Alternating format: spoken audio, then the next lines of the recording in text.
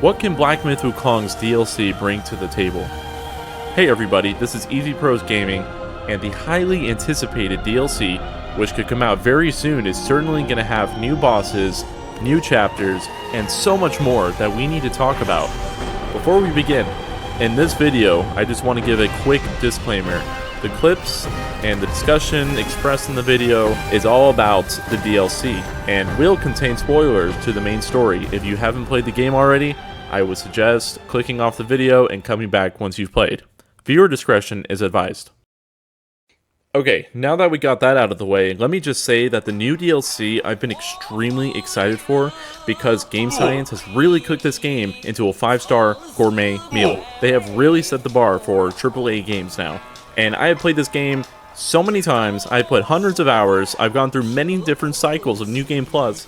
I can confidently say that I'm at a point where my expectation of what this DLC is going to be like, I have a pretty good idea of what they could bring to the table. The DLC itself will be a paid DLC. More than likely, just the base DLC will cost around $40, or a deluxe version, which might be $50 or $60, maybe even a premium version where they include a trinket of some sort. Either way, I am definitely going to get the premium version. And now the next grand question is, when will the DLC release? Well, we have to consider the factor that plays into the timeline is the fact that this game will be coming to Xbox, and it's coming out at the 1-year mark of the original release date, and that's just in a couple of weeks, which I will be getting, by the way. Initially, the community was expecting the DLC to come out at the 1-year mark. However, because Black Myth Wukong is coming to Xbox at that time, it's safe to say that the DLC will probably be pushed into holiday season, or even the Chinese New Year.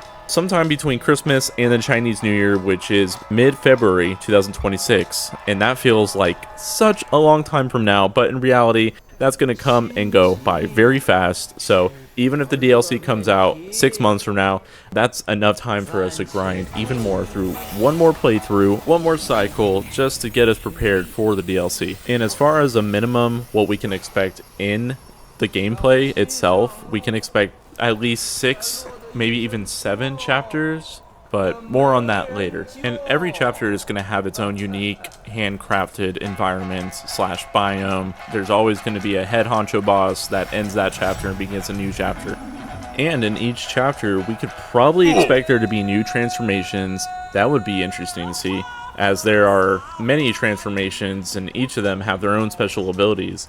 We can only wonder what those special abilities would be like, granted, if they were in the DLC. And if there are any new transformations in the DLC, we don't really have that much to go off because Game Science is fairly new at creating AAA games in the perspective of DLCs that follow up after a base game. But don't underestimate what they have cooking up for us. And of course, we have to talk about the new staffs and armors that will probably be in the DLC, as there is already a good amount of armor and staffs. Without a shadow of a doubt, there will be more. And after we defeat notorious bosses or enemies, we gather materials, and this is one of Game Science's recipes for how the game works. We use those ingredients and we craft unique gear. And where can we craft the unique gear? At a shrine, sure.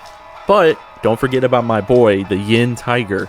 Okay, often overlooked. At the Zen Garden, we can take our ingredients to him, and not only can he upgrade our armor, he can help us create staffs as well. And I think this is a great segue and time to talk about the Zen Garden itself. I personally have always felt like the Zen Garden was empty, somewhat incomplete, like there's room here for other characters. I firmly believe that the Zen Garden is going to have new space for new side characters that will offer some kind of service for our journey. And currently, there's only 4 members in the Zen Garden, starting with the Yin Tiger. He can upgrade our armor and create staffs for us. Zhu Dog offers us celestial medicines and other basic medicines, while Shen Long offers us ingredients where we can harvest them, almost like an investment.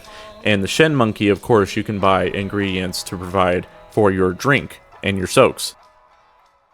So I'm curious to see if they do provide 1, maybe even 2 new characters in the Zen Garden, how they could provide a service and value for us as the protagonist in the game, what that would look like. So let's talk about a couple of rumors that may or may not be true. but it's worth talking about at this point because we really don't know anything substantial about the DLC itself. So take this with a grain of salt, if you will. Last year, there was some rumors going on about this picture that was in the background.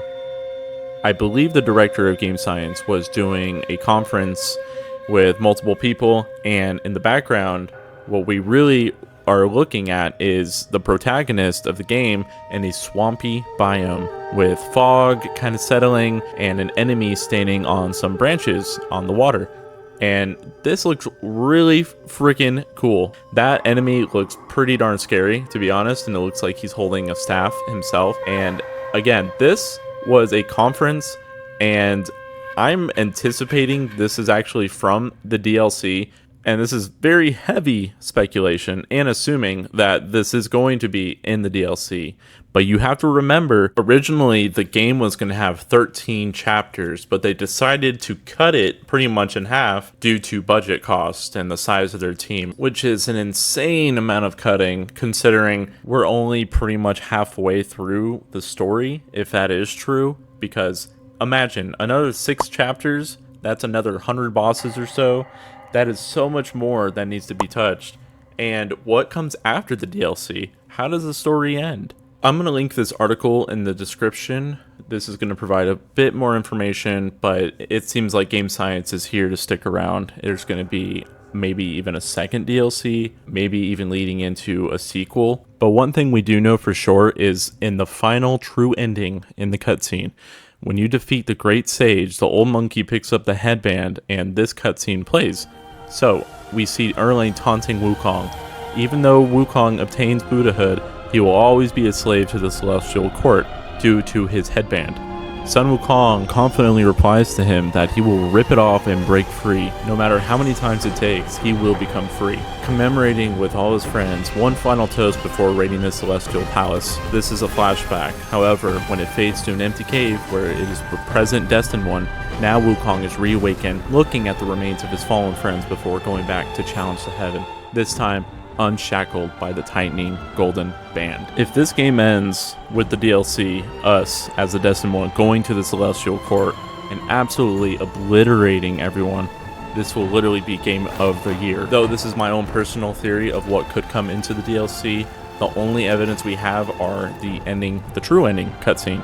Other than that, take this with a grain of salt again, and it's pretty exciting as us as the Destined One is reincarnated into Wukong and potentially could face all these enemies in the Celestial Court. It's pretty exciting. And just to add on top of that, there are other rumors going out there that Neza might be a part of the DLC as well. A powerful general in the Celestial Army serving under his father, the pagoda-wielding Heavenly King, Li Jing. So this character, Neza, might even appear in this DLC as an antagonist or even a protagonist that may be a character that could help us. His description continued, says, he initially confronts Wukong during his rebellion against the Jade Emperor, but they later become allies. Neza plays a role in helping the protagonist defeat various demons throughout the story. He is a key figure in the Celestial Army, and he demonstrates his strength and his prowess. At this point, I know you're probably thinking, what is this guy even talking about? I know I'm going off a limb here. We might not even see the character Neza. More than likely, the story will be something totally unexpected, and I just want to ask you, what do you expect the DLC will be like? What do you want to see more of? More transformations maybe? More spells? More armor? Even more staffs? Let me know in the comment section below. And if you love Wukong as much as I do, please hit that like and subscribe button. It really helps grow our channel. And thank you so much for watching. Until next time, I'll see ya.